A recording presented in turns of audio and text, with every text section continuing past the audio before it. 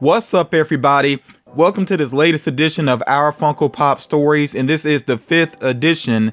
Now, remember, I did set up an email address specifically so that members of the community could send me their stories, and along with the stories, of course, I do want pictures related to those stories as well. And then also people can support my other series that I have going, Funko Pop Concepts, which the next one is focusing on Marvel. But yeah, I set that email address specifically up so that I can share things from the community, because community is, very important to me. And I've been saying that pretty much since I started on my channel. So it's all based around support for these series, though, but it's based upon participation. So I hope as long as the participation is there, then I will keep these series moving along. And I did kind of wait a while. It's been a while since I did the last edition of our Funko Pop Stories. I just wanted to make sure that I had enough to really share with you all, and I think we definitely have enough stories here. And then 2 of the entries are not necessarily stories, but I still want to share them for specific reasons, and you will see once I get to those. But again, thank you for everybody that did participate. That really does mean a lot to me, and like I said, I hope the participation does continue. Now, since I have plenty of stories to share here, I'm not going to share one of my own personal stories. I just want to go ahead and jump right into our first story here. So this first story comes to us courteous of Colleen, and it says here, growing up, I have always been a big Disney fan. When I was little, I had almost every Disney movie on VHS, but my favorite was always Sleeping Beauty. I love the beautiful animation and the music, but today it holds a special place in my heart because I used to watch it all the time with my grandmother. We used to watch it all the time whenever I would go over to her house. She would pretend to be scared every time Maleficent came on screen and make the silly face, and I would just laugh and laugh. She sadly died of cancer right before I graduated from high school, so now the movie just reminds me of her and the special times we had together when I was young. When I started collecting Funko Pops, I really wanted them to make Aurora, and they finally did, and I made sure I snatched her up. As for the chase, I wanted it so much I just shelled out the money for it on Amazon instead of hunting for it because I wanted it so bad. I now have all of the editions of her except for the 2 versions of her from the live action Maleficent movie. Again, this comes to us courtesy of Colleen. Colleen, thank you for sharing. And I do want to make a point based off of this story. Now, let me give you something that happened to me the other day when I was in Barnes & Noble, which was a part of the last hunt that I did. And by the way, if you haven't watched that hunt video, please make sure you check it out. But I was looking at the Pops, and 2 employees came by, and one of them, he said, I got the appeal of these at first, but then he said, now I don't get it because they just sit there. And, he's implying that Funko's, that Funko Pops are not very relevant because they just sit there. And this is the thing that people that are not collectors don't really understand, is that it's not just about the figures themselves. I mean, yes, sometimes people may get things because they just like the design. But a lot of times when we buy these pop figures, they do have nostalgia to them. They may have personal meaning because they remind us of a certain moment in our life or somebody important in our life, like with, Colleen's experience. So that's something that people that are not collectors are really missing out on that I think they should consider. And, just saying that the Pops just sit there, that to me does not devalue them, because like I said, we have these memories and this personal value attached to them. But then also I think they just make your environment, your home, look more interesting. So, and one more thing I got to say real quick also, I think that's just really bad practice. I cannot stand when any employee badmouths a product or a service right there in front of customers. I think that's just really bad practice. That's really unprofessional in my opinion. Moving on here, we have a story here from a YouTuber, Ethan, and you see his name down there. So, Ethan, I haven't checked out your channel yet, but I will make sure that I do so as soon as I get the opportunity. But anyway, let me go ahead and get into his story here. It says, let me start off by saying that the first part of this story may sound completely off topic, but it really does relate to the Pop ride. When Funko announced the release of the Flock Jeffrey Pop, I was ecstatic. I had missed out on the original Jeffrey, and now I was really looking forward to the opportunity of getting a second chance at him. I saw that Toys R Us had put out a release date for when we could expect him to drop on the site. I patiently waited for that day, and when it came, I stayed up till midnight in hopes of snagging it. Well, it never showed up on the site, and I felt like I had just wasted a couple of hours of sleep for nothing. As frustrated as I was, it was a Saturday night, which meant that in the morning I would be able to watch one of my most looked forward to videos of the week, Funko News. I woke up the next morning and was watching it as usual when I saw that at the very end of the video you announced the Rescuers Pop Ride. My frustration with Jeffrey was pushed aside because I love the Rescuers and I knew that I had to have it. I jumped on the Funko's website only to find that the adventure box was only available to past or current subscribers. Now I felt really depressed because two unfortunate things had just happened to me in the past 24 hours. A couple of weeks later, I was checking an app called Mercari, and I think that's how you pronounce it. Mercari is basically an app kind of like eBay. I just happened to spot an amazing deal on the Rescuers Pop Ride, and right then and there I decided to buy it. However, money was tight, so my mom offered me a job of picking lemons off of our lemon tree, and then she would pay me money. Thanks to my mom's generosity, I have finally obtained one of my favorite pop rides ever. This just goes to show that 1, you should always be on the lookout for pops that you want because you never know what you might find, and 2, always watch Funko News to see what's coming out next, because without that, I would have never known that pop ride even existed. Okay, so and Ethan, thank you for the compliment there at the end. So a couple of things I want to say related to this story real quick. For one, big props to your mom for making you actually work to earn something. I know there are a lot of young people that they never have to earn anything. A lot of stuff is just given to them, and in the long run, that's not really how the world works. So I think people kind of misconstrue things when they grow up like that. So I think it is good when parents actually do make sure that kids have to earn things sometimes. And, it could be simple things, simple chores around the house. And, you picking lemons. I mean, to me, that's a cool job, to do to earn a pop ride. And also, I want to say here that, Ethan gives very good advice here. This is advice that I've given before. And I want to stress to you all, don't give up on figures so easily. A lot of people do this. Even with Funko News, sometimes people will say that they're giving up on a pop before it even comes out. They'll be like, oh, it's a Target exclusive, I'll never get that, or this will probably go to the Funko shop, I don't have a chance. And it's like, don't give up on the figures before they even come out. Part of being a collector is to go after what you really want. I mean, there should be that thrill of the hunt. So just don't give up like that. And also, you may not always get the figures that you want right away, but stick with it. And over time, sometimes people find pops that they really wanted like months later, maybe even years later. So basically, just don't give up. Be vigilant with what you're going after. One more thing I definitely got to say here is Ethan, I really am flattered. It's very cool that you said that, you rely on my Funko News videos, but I'm really going to suggest to everybody, I think you should always have more than one source of information, because I'm not perfect, and also I'm a one-man show, so sometimes there might be information that I miss. Sometimes I might make a mistake, and usually if I make a mistake, I try to come back and correct that, but I'm not perfect, so that's why I feel like you should have more than one source of information. And if you like video format, I mean, there's other YouTubers that put out Funko information sometimes. I know Funko Pop Nerds, that's another channel where the individual, she does Funko News on a regular basis. So you might want to check out Funko Pop Nerds, see what she has going on. And then also, to be honest, because I know that some people just don't like my personality. It may not appeal to you because I am a very blunt, very opinionated person. And by the way, I've always been that. Some people that are new to my channel think this is something new with me. No, I've always been that way. This is just me, who I am as an individual. I've been that way since a young person, and I've been that way on my channel for a long time as well.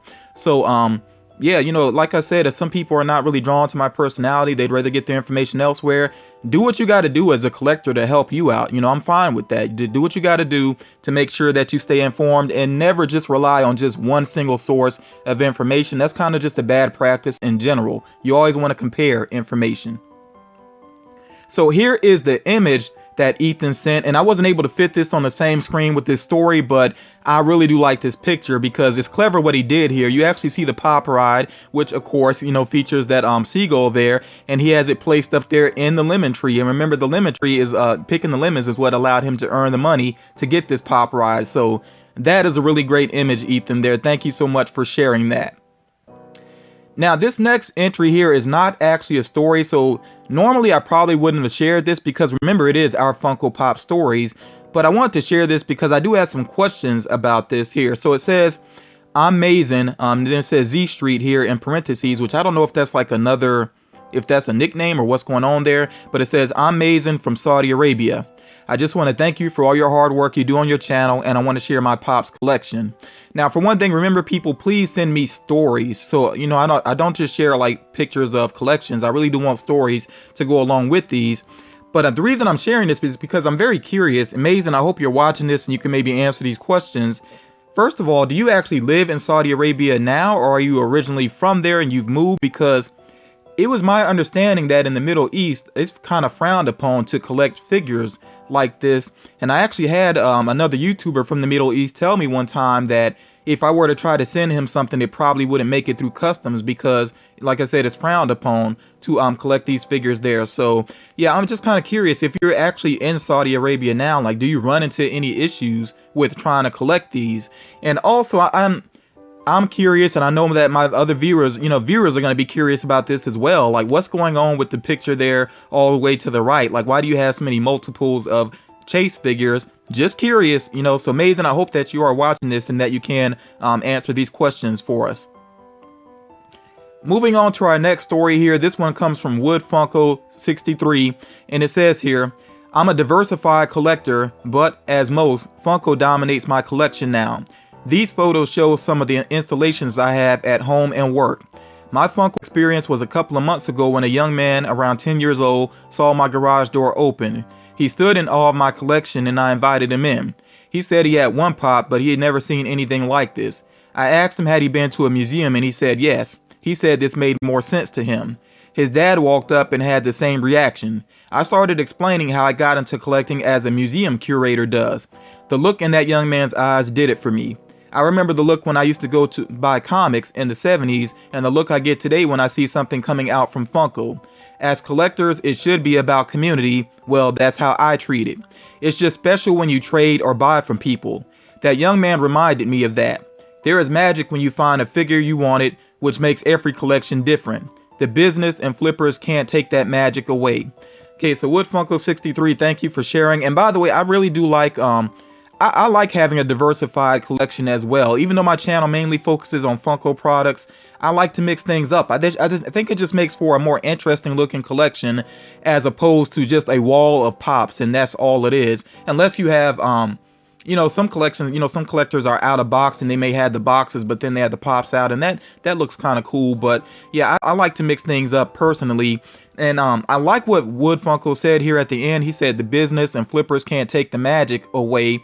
I completely agree with that. A lot of people complain to me about flippers, and I always say, if you're not supporting flippers, if you're not actually buying those, then don't really stress over it. But we cannot completely get rid of flippers. One of my viewers made a really good point that for collectors outside of the US, that's the only way that they can get some figures. So I'm not going to completely put flippers down. At the same time, though, I don't know why it is that some flippers come to my channel and feel like they have to justify what they do to me. I am not this high and mighty authority on Funko. I don't know why some people try to make me that. I'm not. I'm just one man with my own opinions. So nobody has to try to explain to me why you flip pops. If you do that, that's just your business. But one thing I will say, though, is that there's been some rationalizing going on. I have some people that come and say to me, well, you should be appreciative of flippers because they help to keep the value of your figures high. Personally, I think that's a very arrogant statement to make. I never asked anybody to do that for me. I got into collecting pops because I like the look of the figures and they represent characters that I like. And originally, when I started collecting pops, I didn't even know that they could be valuable. I knew nothing about that. So, for anybody to act like they're doing me a favor by flipping pops, get off your high horse. No, you're not doing me any favors because I did not ask you to do that. If you want to flip pops, that's your business. Just do that, but don't act like you're doing me any favors personally. Now, this next entry here is not really a story, but I thought that this was important to share. And Nick, I will go on to say, I'm speaking directly to you, Nick. I did have to trim this down. I mean, Nick had a lot to say here, so I did try to, basically trim it down to what I felt was essential. But as I start to read this, you'll see why I think this is relevant to share here. So let me go ahead and read Nick's words. I am a GameStop store manager in Tennessee.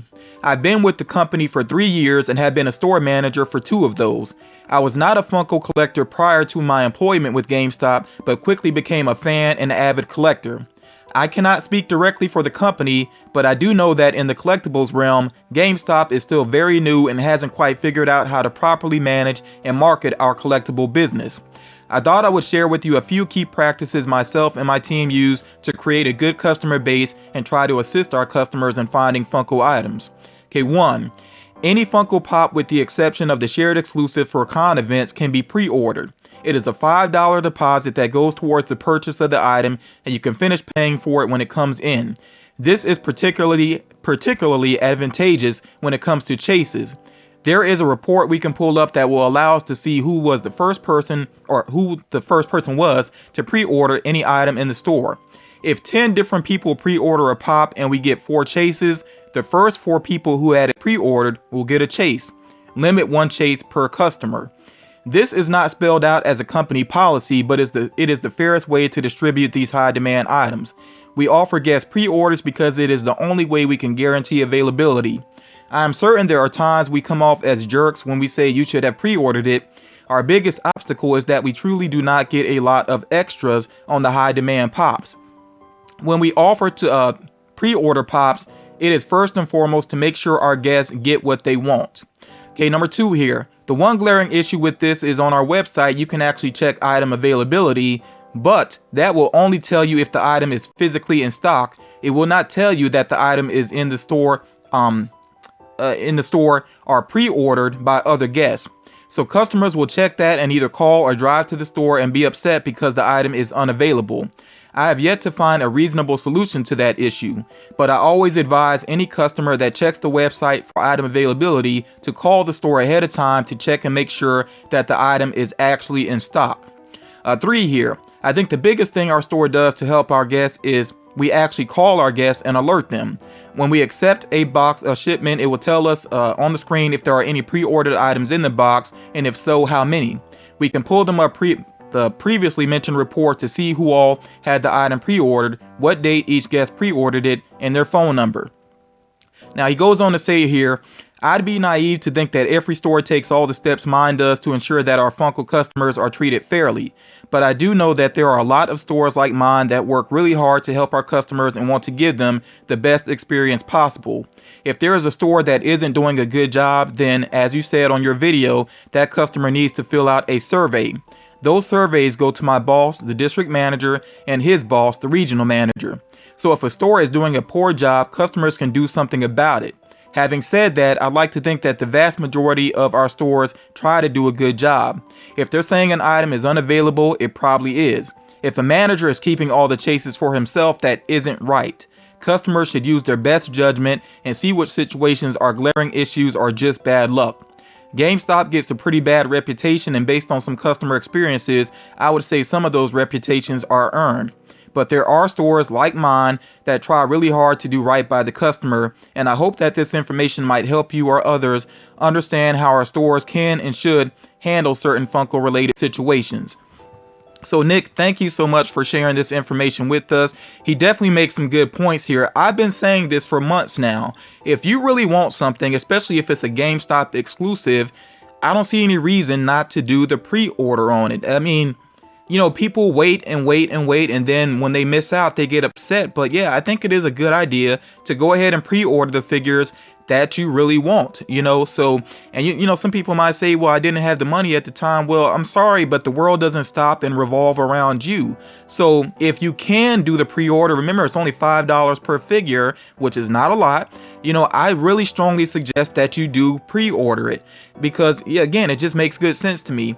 And then also here, I mean, Nick was very fair. He did point out GameStop does have some issues. Yes, there are some employees that do take figures, which to me is just a really bad idea. You're hurting your own business in the long run.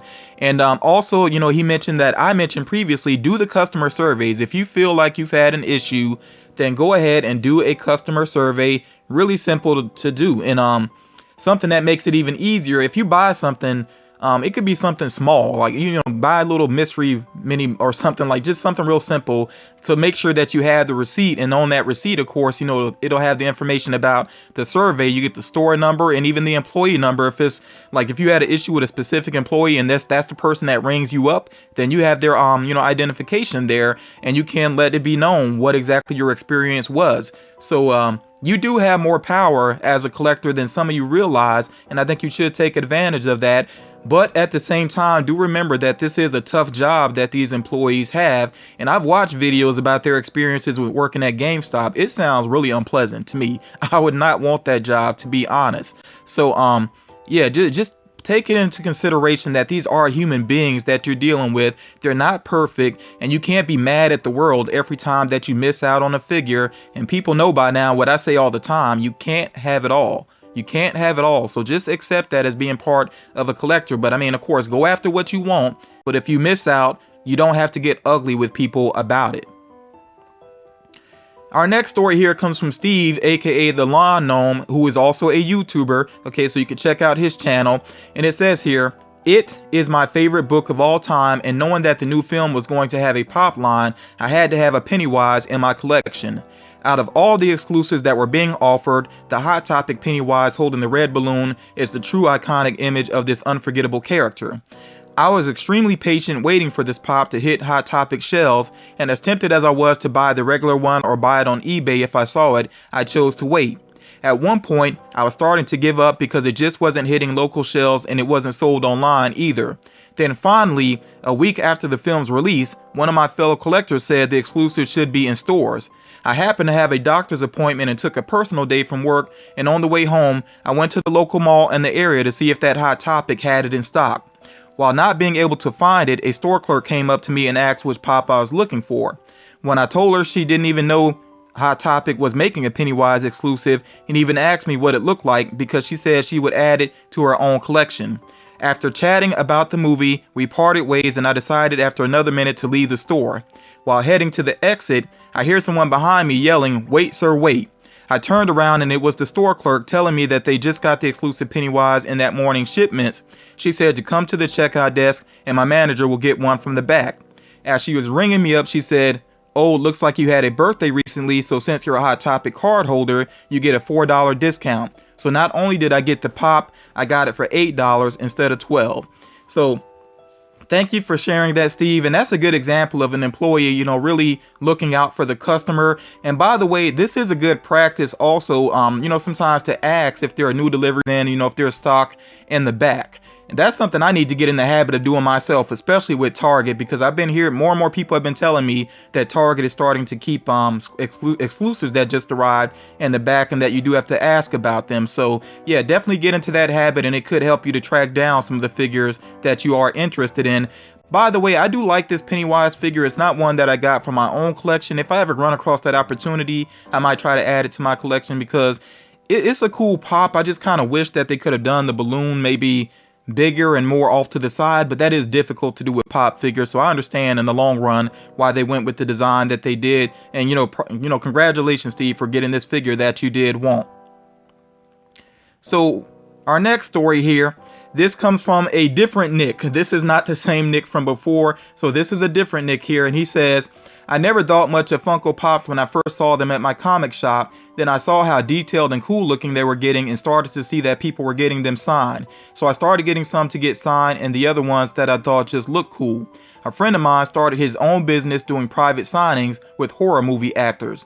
So I started helping him with some stuff and met some cool people. So between doing that and going to some conventions, I've got a bunch of cool signed Funko Pops." And again, this comes from Nick. And of course, you see all the way to the right there, Freddy Krueger himself, Robert Englund, which I would really love to meet Robert Englund. In fact, if I ever had that opportunity, if he was in my area, I would go take my Freddy Krueger with the syringe fingers. I would have to get that one signed by him. That'd be really cool. But you see here in this picture, all of these pops that he has are signed by actors except for the Bob's Burger ones. He did point that out. I just cut that from the story itself, but he did point that out. All of these are signed except for the Bob's Burgers ones, so that is pretty awesome. And our last story for this edition of Funko Pop Stories, this comes to us from another YouTuber, Robert Kenzel, and it says here, "This is my second autographed Funko Pop, but this one holds a lot of value to me. My mom invited me to go to a Comic-Con recently at Atlantic City, New Jersey. I was going to pass up on the opportunity because I had to work right afterwards, but decided to go once I saw Diane Pershing was going to be there, and please forgive me if I mispronounced her name. I was very excited because I recognized her as the voice actress for Poison Ivy on Batman the Animated Series. When I got to the table she was at, I was too nervous to even talk. My mother actually had to tell her I was a big fan because I was that anxious. When she asked me if I wanted it personalized or not, I just said, 'to me,' instead of saying my name. She replied, 'Well, who's me?' This was such a wonderful experience for my first Comic-Con, and now I have something I'll always cherish in my collection. Now I need my Harley signed to feel complete." So that is very cool that you did get to meet the voice of Poison Ivy, and I'm right there with you. Like, if I could get a Harley Quinn figure signed by Tara Strong, I would absolutely love that. She's amazing with the voice of Harley Quinn, to the point that it's actually kind of tough to listen to anybody else try to do that voice.